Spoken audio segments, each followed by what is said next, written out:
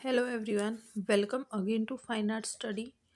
आज के इस वीडियो में हम DPPL सिलेबस का हमारा जो यूनिट 6 है उसका हम सेकंड पार्ट देखेंगे, जिसका टॉपिक रहेगा हमारा प्राचीन भारतीय पांडुलिपि और साहित्य, Indian based on ancient manuscript and literature.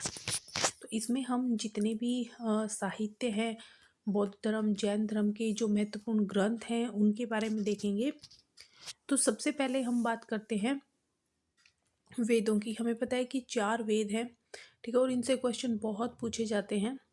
तो 4 वेद हैं, ऋग्वेद, यजुर्वेद, सामवेद और अथर्ववेद। सबसे पुराना जो सबसे महत्वपूर्ण जो माना जाता है वो है ऋग्वेद। ऋग्वेद, इसका जो टाइमिंग है वो 1100 ईसा पूर्व से 500 ईसा पूर्व माना जाता है। ऋग्वेद 10 मंडलों में विभक्त है। स्तुति मंत्रों का संकलन है। अच्छा, इनके जो मंडल हैं, सूक्तों की संख्या है, ये सब जो है एग्जाम में पूछे जाते हैं। तो ऋग्वेद 10 मंडलों में विभक्त है और स्तुति मंत्रों का संकलन है। ऋग्वेद में सूक्तों की संख्या 1028 है। इसमें आपको ऋग्वेद जो है वो सर्वप्रथम ऋग्वेद में सूक्तों की संख्या 1028 है, जिसमें 1017 सूक्त हैं और 11 जो है वो इसमें बाल खिल्ले हैं। ठीक है, 11 बाल, ये थोड़ा सा कट हो गया, ये लिख लीजिएगा, बाल खिल्ले।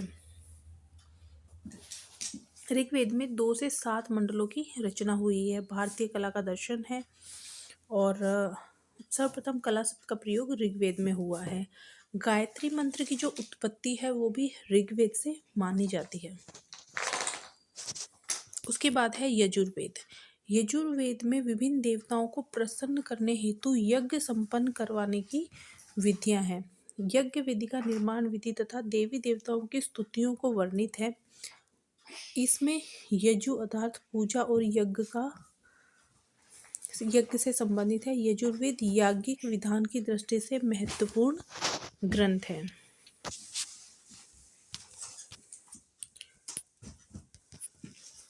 सामवेद, जितनी भी जो संगीत से संबंधित है वो है सामवेद।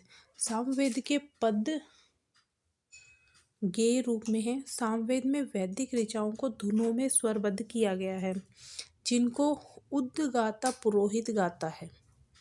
यह संगीत शास्त्र के रूप में महत्वपूर्ण ग्रंथ है। सामवेद की 3 शाखाएं हैं। कौन कौन सी?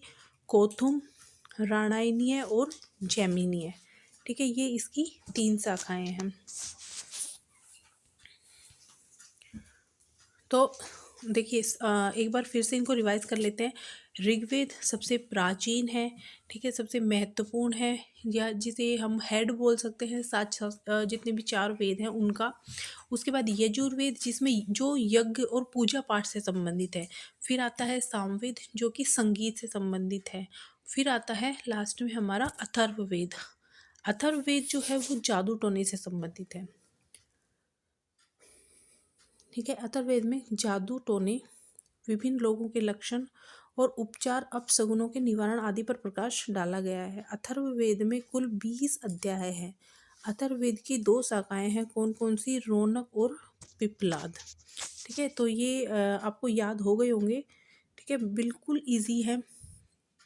आप इनकी जो की पॉइंट है वो पकड़ लीजिए। अथर्ववेद आपका जादू टोनों से, रोगों के उपचार से संबंधित है। सामवेद में संगीत है और यजुर्वेद जो है वो यज्ञ से संबंधित है। उसके बाद आ जाता है हमारा ब्राह्मण ग्रंथ। ब्राह्मण ग्रंथ 1000 ईसा पूर्व से 800 ईसा पूर्व। ब्राह्मण ग्रंथों में विभिन्न कर्म कांडों का वर्णन है। वेद मंत्रों के अभिप्राय को भी स्पष्ट किया गया है। यही कारण है कि प्रत्येक वेद तथा उसकी शाखाओं के अपने अपने ब्राह्मण ग्रंथ हैं। ब्राह्मण ग्रंथ गद्य में है। संस्कृत गद्य के प्राचीन रूप भी हैं। उसके बाद आ जाता है आरण्य।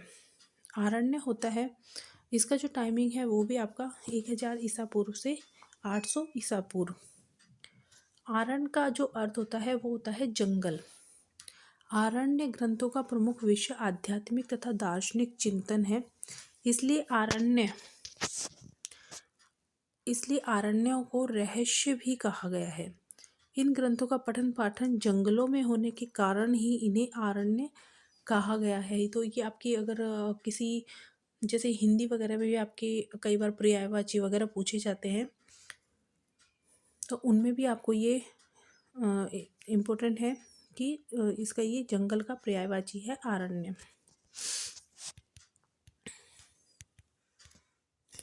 ठीक है। उपनिषद। अच्छा, उपनिषद क्या होता है कि जो गुरुओं के समीप बैठकर लिखे जाते हैं वो उपनिषद होते हैं। इनका टाइमिंग है 800 ईसा पूर्व से 600 ईसा पूर्व। आरण्यकों में जिन आध्यात्मिक दार्शनिक तथा अलौकिक विषयों पर चिंतन की शुरुआत हुई उसी की चरमोक्ति उपनिषदों में हुई है। उपनिषद गद्य और पद्य दोनों में है।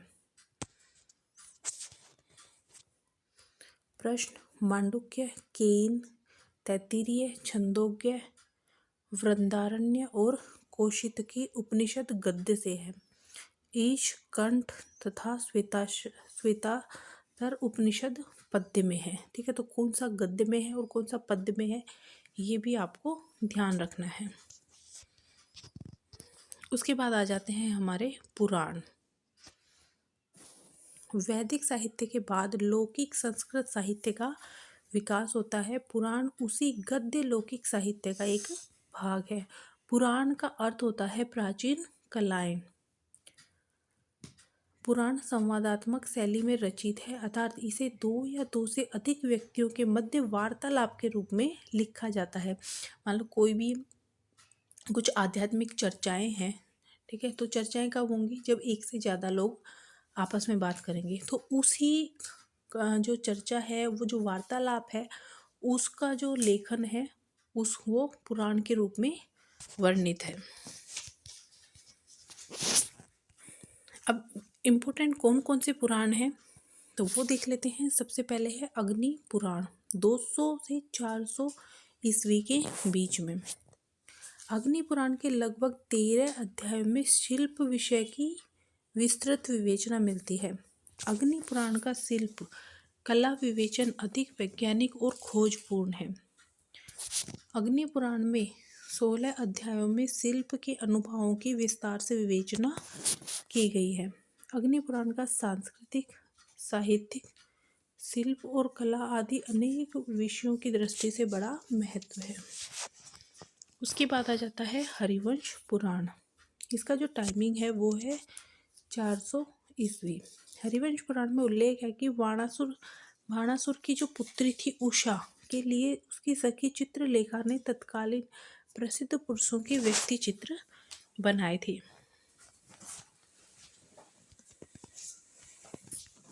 उसके बाद आ जाता है स्कंद पुराण। इसका टाइमिंग है 800 ईसा पूर्व। स्कंद पुराण में नगर निर्माण, स्वर्णशाला निर्माण, रथ निर्माण, रथपति निर्देश, चित्रकर्म पर विवेचना मिलती है। स्कंद पुराण के माहेश्वर और वैष्णव नामक खंडों में, ठीक है, ये दो खंड हैं जिनमें हमें शिल्प और कला के संबंध में उपयोगी बात कही गई है। स्कंद पुराण के नागर खंड से ज्ञात होता है कि राजकुमारी रत्नावली के वर चयन हेतु सुयोग्य राजकुमारों के व्यक्ति चित्रकारों द्वारा चित्रित करने का भी उल्लेख है। ठीक है। तो इसमें महत्वपूर्ण एक तो इसका टाइमिंग आपको याद रखना है, दूसरा शिल्प और कला के बारे में जो कौन कौन से खंड हैं, महेश्वर और वैष्णव, यहाँ से हमें जानकारी मिलती है। उसके बाद आ जाता है पद्म पुराण। पद्म पुराण का जो टाइमिंग है वो है 1200 से 1500 ईस्वी। पद्म पुराण के उत्तराखंड में कहा गया है कि केरल राज्य के मंत्री की सुपुत्री ने तीर्थ यात्रा की चित्र पुस्तिका राजकुमारी हेम गौरांगी को दिखाई। इस तीर्थ पुस्तिका से प्रभावित होकर राजकुमारी ने यह निश्चय किया वह इन तीर्थों का अवश्य भ्रमण करेगी। पद्म पुराण के सृष्टि खंड में वर्णन है कि भगवान शंकर के क्रीड़ा गृह की भीत पर पालतू मयूरों और राजहंसों के भव्य चित्र उकेरे गए हैं। गरुड़ पुराण में भी प्रतिमा विज्ञानों के प्रमाणों का श्रेष्ठ वर्णन है। अच्छा, एक क्वेश्चन आप लोगों के लिए है, और ये आई थिंक केवीएस के एग्ज़ाम में भी आ चुका है कि प्रतिमा विज्ञान के अध्ययन को क्या कहा जाता है। तो जिसको भी पता है वो कमेंट बॉक्स में बताइएगा। उसके बाद है चित्र लक्षण। तो चित्र लक्षण की हम बात करें तो चित्र लक्षण एक महत्वपूर्ण ग्रंथ है। विष्णु धर्मोत्तर पुराण के पश्चात चित्रकला विषयक प्राविधिक सामग्री का विस्तृत विवेचन करने वाला दूसरा प्रौढ़ ग्रंथ नग्नजित का चित्र लक्षण है। ठीक है, इनके जो रचयिता थे वो थे नग्नजित। चित्र लक्षण ग्रंथ का रचना काल 6ठी तथा 7वीं शताब्दी के मध्य माना जाता है। चित्र लक्षण का तिब्बती भाषा में अनुवाद मिलता है जो तंजौर ग्रंथमाला के अंतर्गत प्रकाशित है। इस ग्रंथ के प्रस्तावना लेख के अनुसार चित्र लक्षण विश्वकर्मा और राजा नग्नजित के द्वारा बताए चित्रक्रम के लक्षणों का संग्रह है। नग्नजित का कई बार दूसरा नाम पूछ लिया जाए तो वो है भयजित। अच्छा, ये भयजित ही नाम था, लेकिन इनका जो नाम है, इन्होंने जो नग्न प्रेत थे उनके ऊपर विजय हासिल कर रही थी, जिस वजह से फिर भयजित का नाम जो है वो नग्नजित हो गया था। उसके बाद बात करते हैं बहुत ही महत्वपूर्ण नाट्य शास्त्र के बारे में।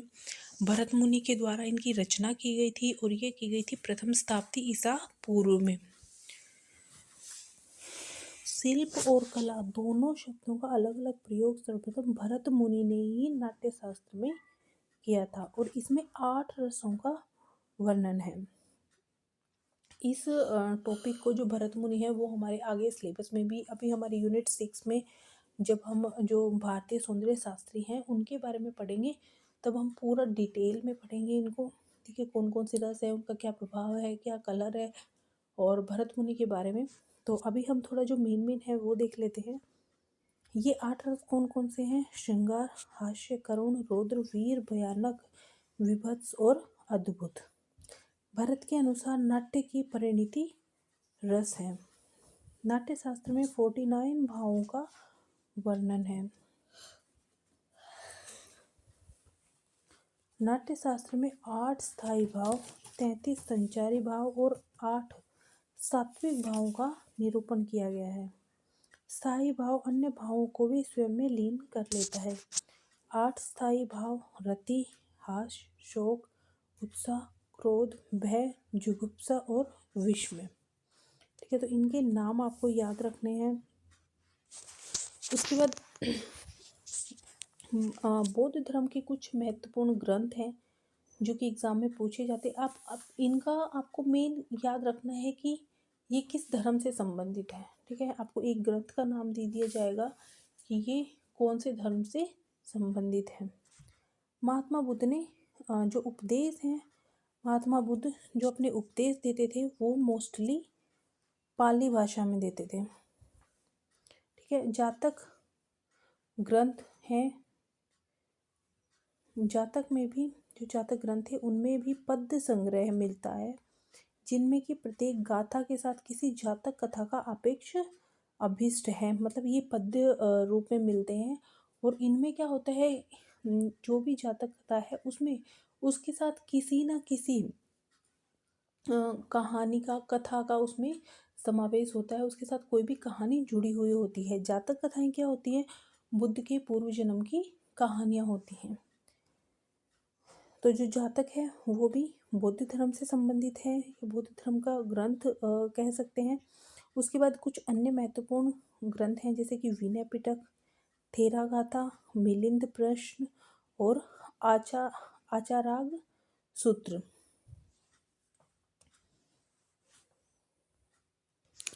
विनय पिटक की हम बात करें तो जो विनय पिटक है वो भी हमारा पाली भाषा का ग्रंथ है।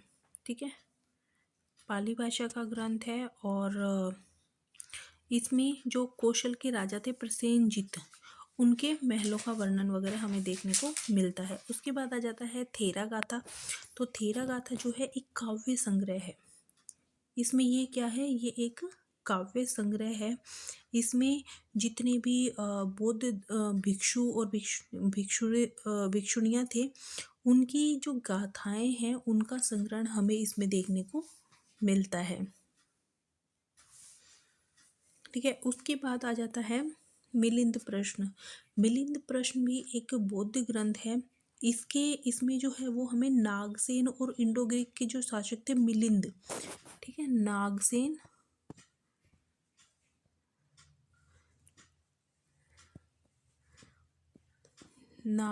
और जो मिलिंद हैं उनके बीच में जो भी वार्तालाप हुआ है वो हमें मिलिंद प्रश्न में देखने को मिलता है।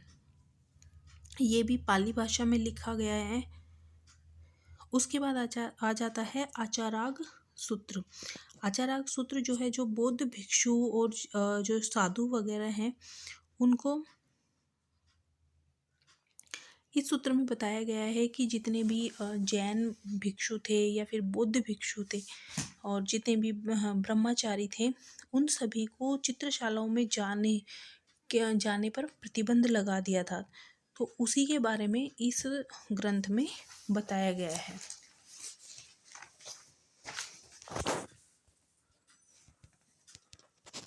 नेक्स्ट है जैन धर्म। जैन धर्म की हम बात करें तो जैन धर्म में भी हमें कुछ ग्रंथ महत्वपूर्ण जो देखने को मिलते हैं वो हैं सुरसुंदरी, तरंगवती, सृष्टि शिला का पुरुष चरित्र, कल्पसूत्र, निशित चूर्णिका, बाल गोपाल स्तुति।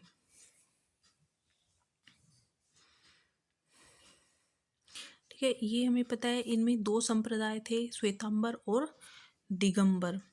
ठीक है, सबसे पहले है सुरसुंदरी कथा। सुरसुंदरी कथा जो है ये मागधी भाषा की जैन कहानी है। किस भाषा में है?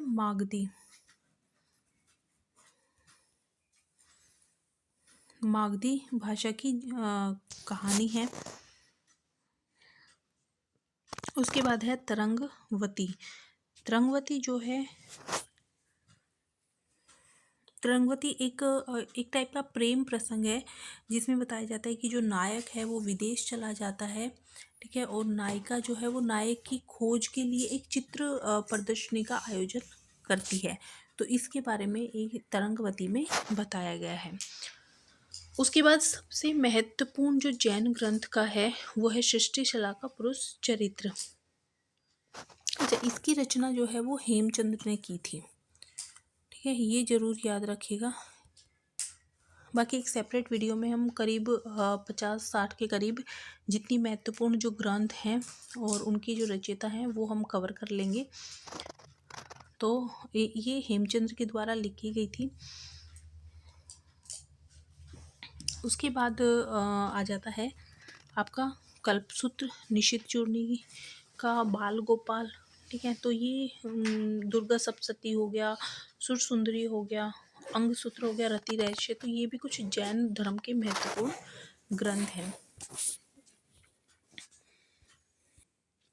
तो यहाँ पर हमारा जो भारतीय साहित्य है वो हम ख़त्म होता है। और इसके बाद जो हमारा यूनिट 6 का नेक्स्ट टॉपिक रहेगा वो रहेगा भारतीय सौंदर्य शास्त्र। उसके बाद जितने भी सौंदर्य शास्त्री हुए हैं जो हमारे सिलेबस में है वो सभी हम 1 बाय 1 कवर करेंगे। Thank you.